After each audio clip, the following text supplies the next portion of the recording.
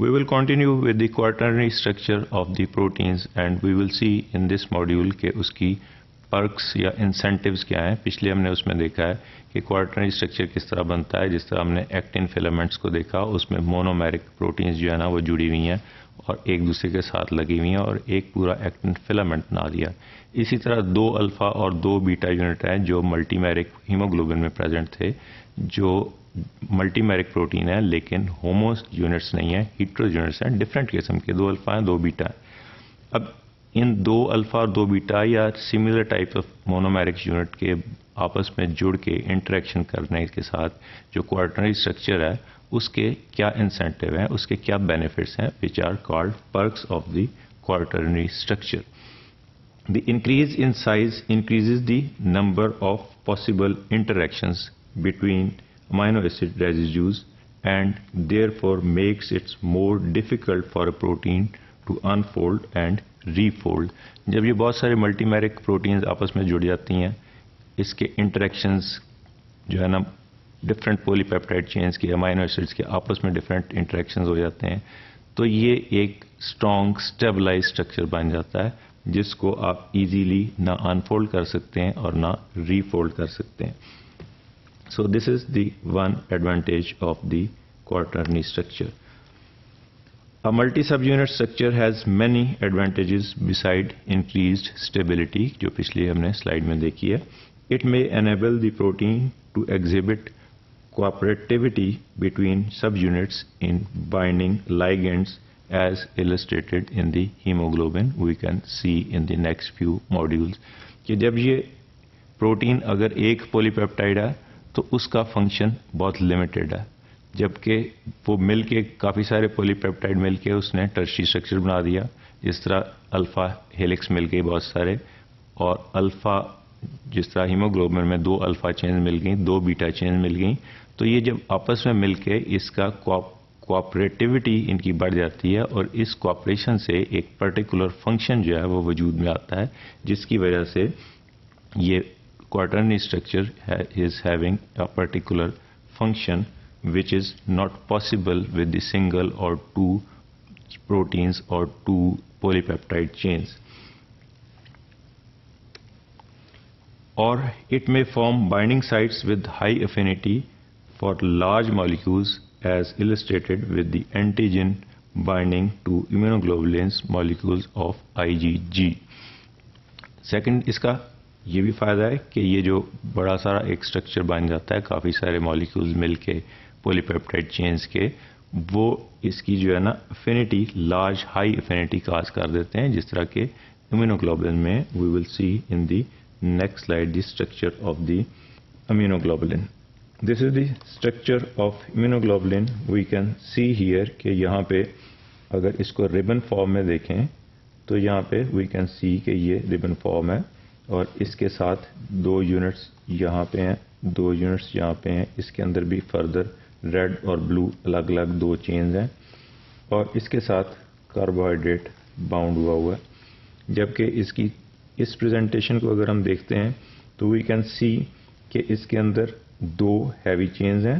یہ ایچ جو ہے وہ یہ ایچ یہ ہیوی چین کو ڈیفائن کرتا ہے اور 2 لائٹ چینز ہیں. یہ ایل جو ہے یہ ایل یہ ایل یہ ایل یہ لائٹ چینز کو ڈیفائن کر رہا ہے. تو 2 ہیوی چینز ہیں اور 2 لائٹ چینز ہیں. اسی طرح ان ہیوی چینز اور لائٹ چینز کے اوپر کانسٹنٹ ڈومینز بھی ہیں اور ویریبل ڈومینز بھی ہیں. یہ ہیوی چین کے اوپر ویریبل ڈومین ہے, یہ لائٹ چین کے اوپر ویریبل ڈومین ہے. اسی طرح یہ ہیوی چین پہ دوسری ہیوی چین پہ ویریبل ڈومین ہے اور یہ لائٹ چین پہ ویریبل ڈومین ہے. جبکہ یہ والی سی جو ہیں یہ کانسٹنٹ ڈومینز ہیں اسی کے اوپر. تو یہ ویریبل ڈومینز جو ہیں اس میں امائنو ایسڈ سیکوینس ڈفرینٹ ہوتا جاتا ہے, اسی لیے اس کو ویریبل ڈومینز کہتے ہیں کہ ہر جو ہے ڈومین اس کے اوپر تھوڑا تھوڑا بھی سیکوینس اگر چینج ہوگا امائنو ایسڈ کا تو اس کا فنکشن ڈفرینٹ ہو جائے گا. اب یہ ایک امیونوگلوبولن ہے, یہ بہت سارے ڈفرینٹ قسم کے جو اینٹیجنز باڈی میں آتے ہیں اس کو پکڑ لیتی ہے, اس کو انگلف کر لیتی ہے اور فرسٹ ڈیفense میکنزم میں ہے.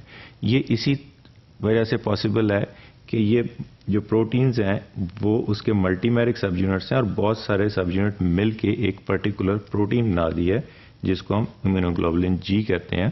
اور اس کے ویریبل جو ایریاز ہیں اس میں امینو ایسڈ سیکوینس اور الٹیمیٹلی اس کا ٹرشری اسٹرکچر اور کوارٹنری اسٹرکچر وہ ویریٹ کرتا رہتا ہے according to the changes in the antigens.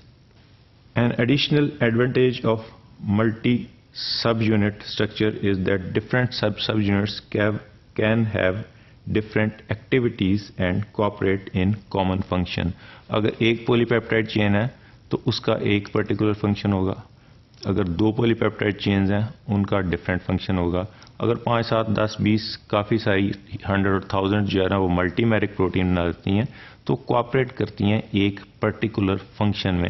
جس طرح ایک انگلی تھوڑا کام کر سکتی ہے اس کے ساتھ پورا ہاتھ ہے تو یہ اس کی جو ہے نا وہ کوآپریٹیوٹی آپس میں زیادہ ہے اور یہ زیادہ جو ہے نا فنکشن کر سکتا ہے. اسی طرح دونوں ہاتھ مل کے فنکشن اور بڑھا دیتے ہیں. اسی طرح جو کوارٹرنری اسٹرکچر میں جس کو ملٹی میرک یونٹس مل جاتے ہیں تو وہ آپس میں کوآپریٹ کرتے ہیں to perform a particular function of that particular protein. For example enzymes that have regulatory subunits or exist as multi-protein complex such as pyruvate dehydrogenase. Pyruvate dehydrogenase جو ہے وہ pyruvate کو decarboxylate کرتا ہے اور acetyl CoA میں convert کر دیتا ہے. This is the structure of the pyruvate dehydrogenase complex. اب اس کے اندر ہم دیکھ سکتے ہیں کہ یہاں پہ ایک E1 ہے, یہ یہاں پہ these are the E1, یہ یلو میں جتنے ہیں these are E1 اور these are also known as pyruvate dehydrogenase. اسی طرح E2 ہے, گرین جتنے ہیں یہ E2 ہیں, یہ E2 ہے, یہ E2 ہے, یہ E2 اس کا سیکنڈ پارٹ ہے جو کہلاتا ہے ڈائی ہائیڈرو لائپوئل ٹرانس ایسائٹائلیز. تو یہ اس کا ایک اپنا ڈفرینٹ فنکشن ہے. اسی طرح E3 جو ہے وہ یہ ریڈش جو ہیں یہ E3 ہیں, these are E3s, these are ڈائیہائیڈرولپوائل ڈیہائیڈروجنیز.